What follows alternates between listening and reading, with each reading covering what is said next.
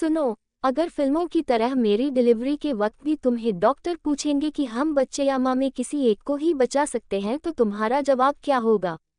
तुम्हारा दिमाग तो खराब नहीं हो गया ना? कितनी बुरी बात करती हो। प्लीज बताओ ना, मुझे जानना है कि तुम क्या कहोगे। मैं बिना देर किए कहूँगा कि वो तुम्हें बचा लें।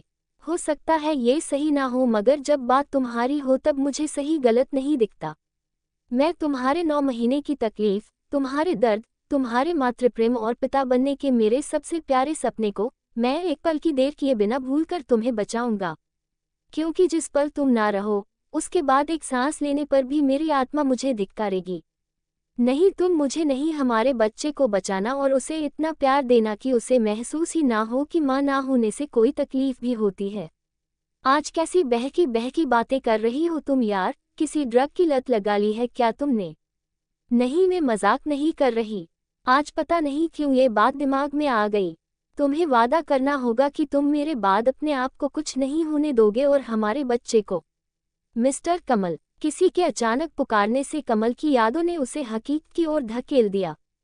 सामने डॉक्टर शर्मा खड़े थे। डॉक्टर साहब, प्रतिमा अब कैसी है? कमल ने हड़बड़ाहट में सबसे पहला सवाल प्रतिमा के बारे में ही पूछा। मुबारक हो कमल, आपको बेटी हुई है।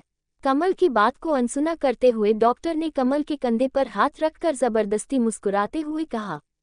वाह डॉक्टर साहब, आपने बहुत अच्छी खबर सुनाई। जानते हैं, मैं शर्त जीत गया। मैंने कहा था कि हमें पहले बेटी ही होगी, मगर प्रतिमा ही जिद पर अड़ी थी कि नहीं, पहले लड़का होगा। प्रतिमा खुश है ना हमारी बेटी को देखकर? मुझे ले चलिए उनके पास जल्दी से। कमल की खुशी संभाले नहीं संभल रही थी। डॉक्टर शर्मा ने कमल के कंधे पर रखे हाथ की पकड़ को इस तरह मजबूत किया जैसे वो उसे संभालने के लिए खुद को तैयार कर रहे हों, और फिर अपने चेहरे की झूठी मुस्कुराहट को हटाते हुए गंभीर होकर कहा, देखिए कमल, हम सब बस कोशिश कर सकते हैं और हमने वही किया, मगर हमारे हाथ में कुछ नहीं होता। मतलब, आप क्या कह रहे हैं? मुझे समझ नहीं आ रहा। देखिए, मैं अपनी उत्सुकता को और नहीं रोक सकता, मुझे उन दोनों के पास ले चलिए। मुझे प्रतिमा का मुस्कुराता हुआ चेहरा देखना है। कमल आगे की तरफ बढ़ते हुए बोला। डॉक्टर ने पीछे से कहा, कमल, हम लाख कोशिशों के बाद भी प्रतिमा को नहीं बचा पाए। खून बहुत बह चुका था। बच्ची को तो बचा लिया, मगर प्रतिमा अपने दर्द से और लड़ नहीं पाई। नहीं नहीं नहीं, डॉक्टर आप ये सही नहीं कर रहे, ऐसे मत बोलिए। उसने आपको कहा है ना मुझे डरा देने को। वो जानती है मैं डर जाऊंगा और मैं डर गया। अब प्लीज मुझे उसके पास ले चलिए। कमल अब अपने आप में नहीं था। कमल, खुद को संभालिए, आए आपको आपकी बेटी से मिलवा दूं। डॉक्टर शर्मा कमल की हालत को अच्छे से समझ रहे थे। कमल अब मौन था, एकदम मौन, जैसे हजारों बेचैन लहरों को समेटे सागर मौन रहता है। जैसे भयावह काले बादलों को अपनी गोद में लिए हुए कई बार आसमान मौन हो जाता है, वैसे ही कमल मौन हो गया था अपनी अथाह बेचैन वेदनाओं को समेटे हुए। कई बार अचानक लगी चोट आपको समझने का मौका ही नहीं देती कि आप उस चोट की पीड़ा को किस तरह बाहर लाएं। कमल की चोट तो इतनी गहरी थी जिससे उसकी आत्मा तक तड़प उठी थी। जानती हो, ये कहना नहीं चाहिए क्योंकि इस वक्त तुम्हें इतनी तकलीफ सहनी पड़ रही है और फिर इतना ज्यादा दर्द भी सहना पड़ेगा, मगर फिर भी मुझे बहुत खुशी हो रही है। हमारे एक हो जाने के बाद अगर कोई और सपना मैंने देखा है तो वो है हमारे बच्चे का सपना।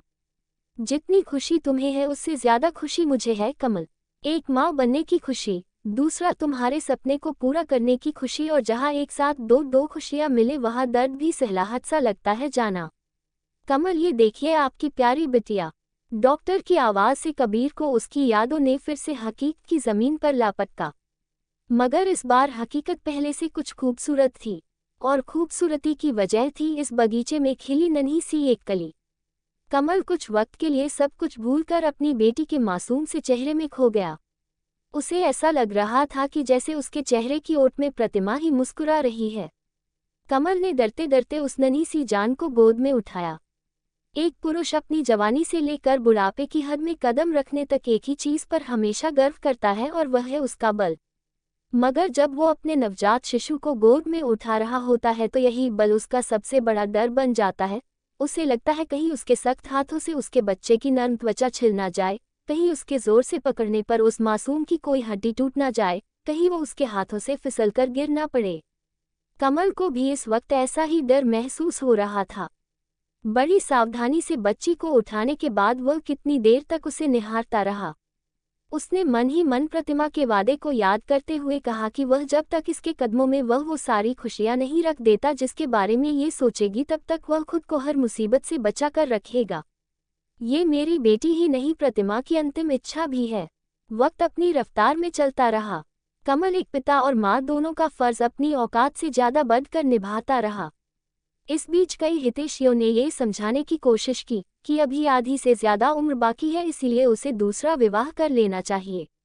तो इस पर हमेशा कमल यह जवाब देता कि अगर मैंने प्रतिमा की देह से शादी की होती तो शायद दूसरी देह की लालसा में मैं दूसरी शादी कर भी लेता, मगर हमने तो एक दूसरे की आत्मा से शादी की थी और हमारी शादी तब तक मान्य रहेगी जब तक आत्मा अपने अस्तित्व में रहेगी। आज 26 साल बीत गए थे प्रतिमा को गए हुए, मगर कमल अब भी उससे बातें किया करता था। उसे हर रात सोने से पहले बताया करता कि आज उसने और रचना ने क्या क्या किया। उसने हर एक बात प्रतिमा की कल्पना को बताई जो इन 26 सालों के बीच रचना और उसके बीच हुई। उसने जब पहली बार पापा कहा, वो जब पहली बार हंसी, उसने जब अपना पहला कदम उठाया, वो जब पहली बार चलने की कोशिश करते हुए गिरी, वो जब पहले दिन स्कूल गई, उसने जब पहली बार प्रतिमा के बारे में पूछा, उसने जब क्लास में टॉप किया, उसके कॉलेज का पहला दिन, उसकी MBA कंप्लीट होना, उसका सुमित से प्यार हो जाना और पहली बार डरते डरते उसके बारे में बताना, ये सब उसने प्रतिमा से बताया था।